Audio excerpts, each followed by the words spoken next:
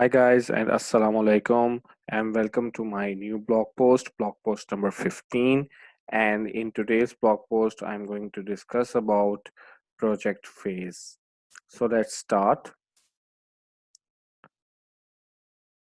So first of all, we will try to understand what is the project phase.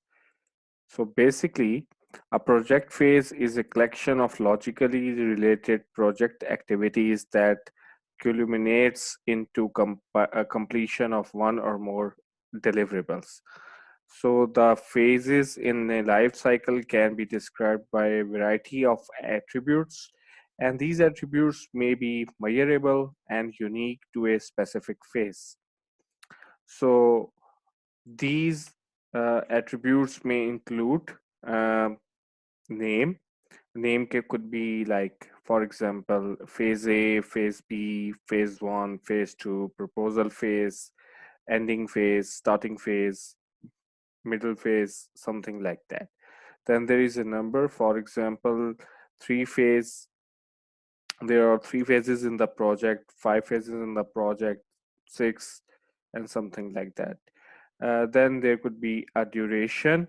Duration might be like for like 1 week, 1 month, 1 year, 8 months, something like that. Like for example, in Scrum, which is actually an agile technique, in that we normally follow a sprint of 2 weeks. So this is like a duration. And there could be resource requirements, for example, number of peoples that are going to be in team, buildings, equipment, various kind of resources that are required for the project. Then there can be entrance criteria for a project to move into that phase.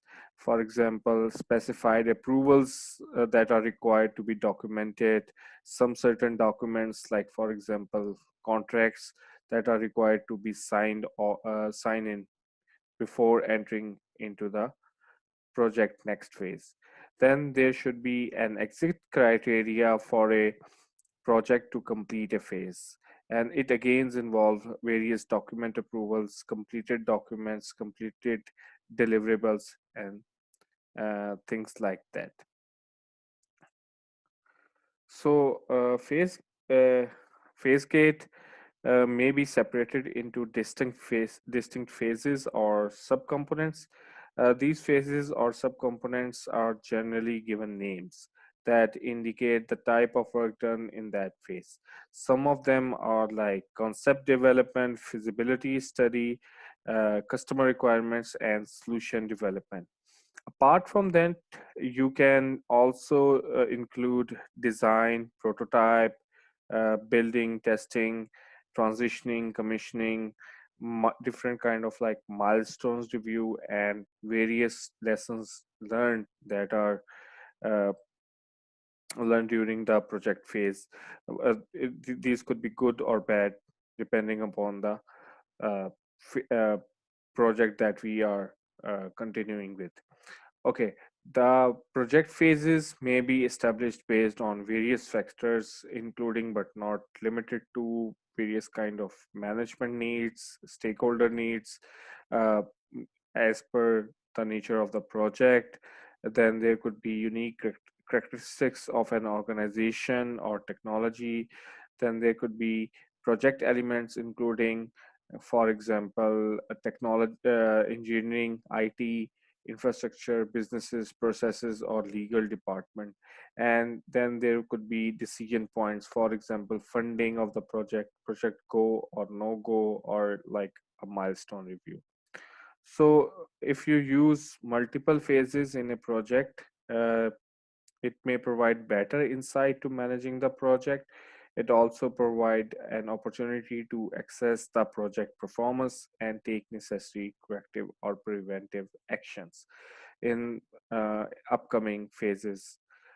So a key component used with for project phases is the phase review, and this is also known as phase gate. So we will discuss this in our next blog post. So, coming towards our star question, today's star question is: a project phase is actually ended, and among them, which are the options are not the project phase. So, first one is concept development, second one is design, third one is build, and then fourth one is name.